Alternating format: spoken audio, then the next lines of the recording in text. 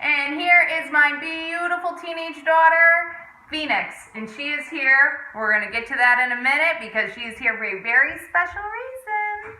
Anyway, today we are doing a few special things with this video, as well as just what the video is about. We are going to start at the end of each video. We are going to be adding a special simple life hack, something to make your life hopefully a little bit easier, things that we have learned along the way to just make your life easier, okay? So if you like this kind of thing and you want to be a part of this, you can even be adding little hacks that you have learned into the comments below because we want to hear it. We want to be a community with you to make sure that we are all just living a simple, nice life. So click that subscribe button and like this video, and let's get this community going, okay? Thank you so much. Now, Phoenix, beautiful Phoenix is here because last video that my mother did, Denise, she announced that we would be doing a name drawing for anybody that said, I subscribed in the comments below. And people did. Thank you. And it's to celebrate our 100th subscribers. So the people that clicked subscribe, we wrote your names down on a piece of paper. And we're going to draw the names today. And Phoenix is going to pull the name. Yay, Phoenix. So, what the video is about, I am bringing you along on a journey because we are going to make these sweet little toilet paper grow pots. Because I don't know if you've read, but peat moss, those little peat cups, we gotta stop using them. I know they were so easy and so simple to fill and not shock the roots and all that. They were fantastic, except for, come to find out, it is a complete environmental just disaster to even just entertain that. So we really need to stand strong and back off of that product. And the way to do that is toilet paper rolls, paper towel rolls that you can cut. And it's simple, it's quick, and it's going to make your gardening a lot easier and a lot cheaper because we already bought the paper towels, right?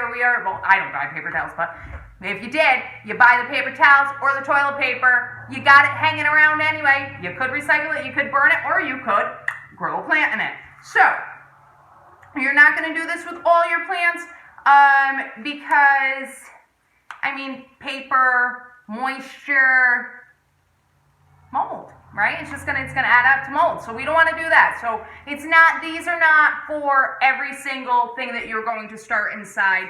These are for plants that are about 3 weeks. They're going to be your quick sprouters. Corn is one of them. Doesn't transplant too well, but if you want, if you live in colder climate, you actually need that extra time to get them going. We have 4 wonderful varieties that we're going to be starting this year. So you want to plant accordingly. Squashes and melons and pumpkins, those are the things, and herbs.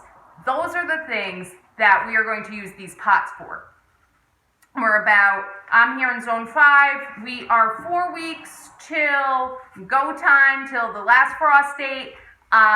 So I'm doing this video a little early so that you all can next week get into your starting mix and start your plants in your toilet paper rolls. So I have here, my materials are scissors, toilet paper roll, pre-moistened soil with an organic plant feed. I mix this right into my soil. This is Plant Tone. It's all-purpose plant food. It is really good. It works really, really good to keep the plants I add that right in, and then I moisten my starting mix. Pre-moistened in my little container. I have a marker, and I have something to mark my plants with. Please do not write on your little planter because it will probably disappear off of the side of your planter. So, let's get started. All right, so you take your toilet paper roll, right? This is so simple. And you're gonna make a cut midway. You don't wanna go up to halfway because you gotta figure. You have to allow for roots to, grow. So I think that this is maybe about 1.5 inches in. You're gonna come around the bottom of your toilet paper roll, making your little cuts. Try to make them as even as possible. Right? You flip it upside down. See, I have my little cuts, and we are going to fold in all of our little cuts, right? We're coming around in a circle. We're bending. There we go. And then what you do at the end is you're going to push it in ever so slightly to hold it in there. You can even pinch the bottom of it just to make sure that it really holds in. If there's a hole at the bottom, that's fine because you want that. You want drainage, right? So I have a little itty bitty hole in mine. Here we go. And we are going to take some plant food and starting mix, and we are going to fill our little planter. Almost all the way to the top, depending on what seed you're going to use, right?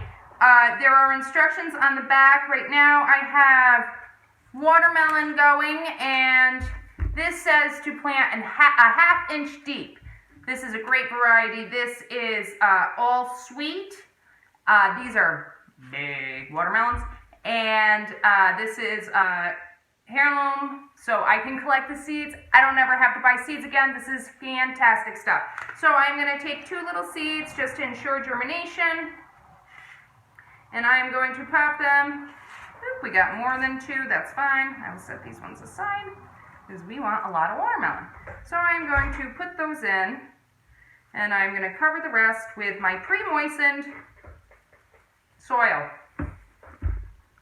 There you go. There you have it. It's that simple. Now, what I do after that is I mark. I mark my little marker with what it is. It's a watermelon.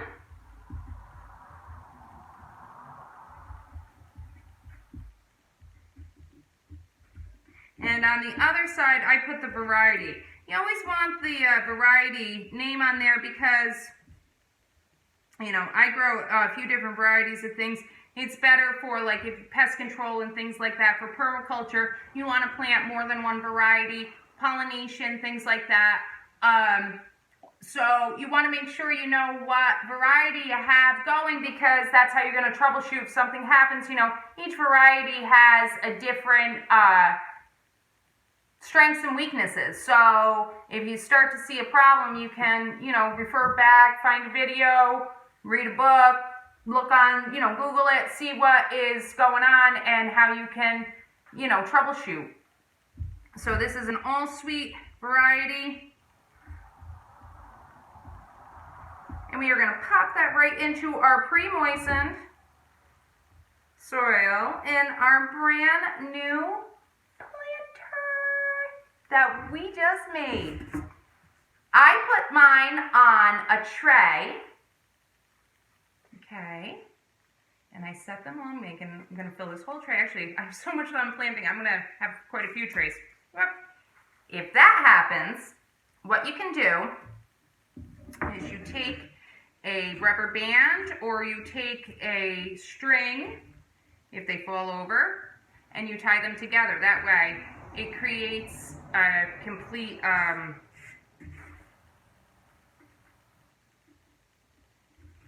sorry, I had to replant my seeds. It creates